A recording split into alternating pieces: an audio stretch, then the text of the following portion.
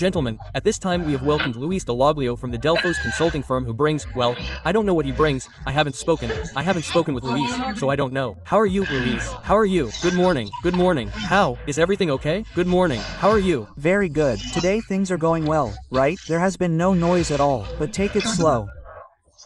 Everything was easy. How did you say so? It could fail. Everything could fail. Well, as I anticipated last time, we were finishing up and I bring you the image of President Milei.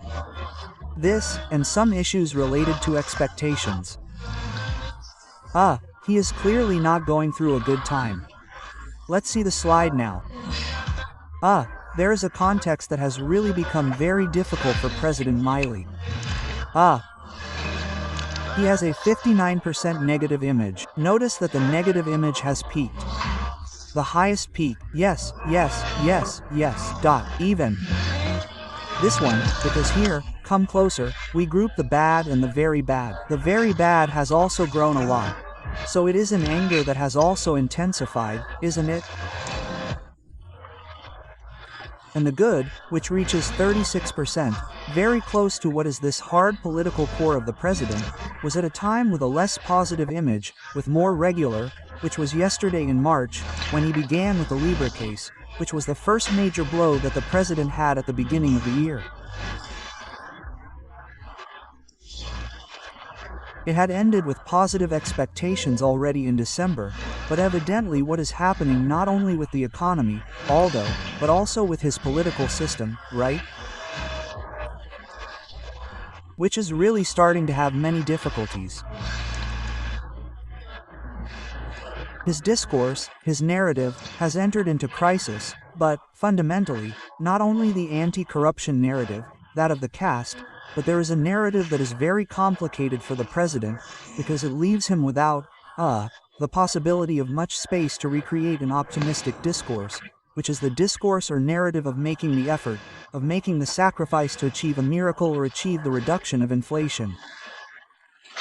What people already feel is that this sacrifice has no effect, it has no result. The people made the sacrifice, so, of course, they have already made the sacrifice. I don't want, the circumstances are not the same, but yes, the last time people were asked to make a sacrifice was in the middle of the pandemic, which was very hard. It had different characteristics, and the president at that time, Alberto Fernandez, appeared celebrating his wife's birthday with a bottle of champagne in his hand. That was a very serious break. That is to say, when you ask the manager to make a sacrifice and people reciprocate, you have to be very clear about what the processes are like and basically when the results will start to be seen. Today, society is not seeing results and is presenting them on an absolutely daily, domestic level. People need to resolve.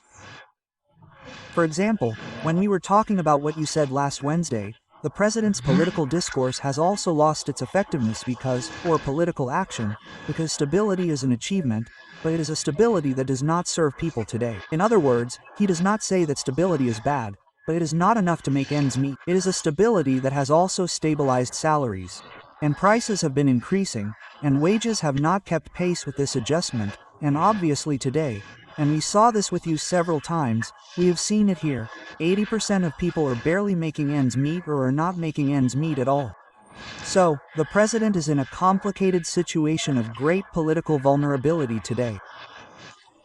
As we said before, there has to be a reset and a rethinking of how to approach the 2 years of his administration that he has left.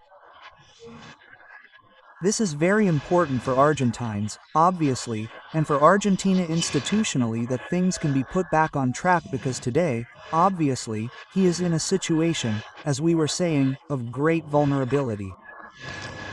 Let's move on to the next topic and see another issue that has to do with expectations regarding the national government. We asked him, do you think that President Javier Milei is going to improve the situation in the country during his term? This is a survey that was completed. If we did a national survey on October 1st, 61% said that it breaks another peak that breaks my law. It's another first, right? That manages to break a peak that is at 61% of the number of Argentines who say that my law will ultimately not be able to resolve it. Exactly. And once again, this data is repeated. which is the hardcore on which these people are sitting today. This hardcore has, let's say, a residual anti-Quisner component, yes? An ideological component that supports libertarian ideas and, to a lesser extent, also an optimistic component that Milei will really be able to resolve things. But that is what this 36% is integrating today. But, clearly, this is a very complicated data, because in addition, it is not only vulnerable, politically vulnerable, but also in need of support, or he is looking for a solution outside, and this obviously also makes it necessary to review the decisions that are made in terms of whether or not to support Argentina economically. A summary in the following slides so that we can see what are the elements that are, let's say, somehow affecting the political positioning of the president. Well, the worn-out narrative, which is what I was just telling you, the necessary adjustment is losing strength. Yes, it no longer shows concrete improvements, it has no capacity to show itself in the daily news. What is very misaligned is the promise with reality, this macro stabilization, which does not translate into micro relief. People perceive that stability is not enough to eat, the urgent social agenda, another thing that is putting a lot of pressure on them because people are in a lot of trouble, so they demand lower prices, but that they really experience it.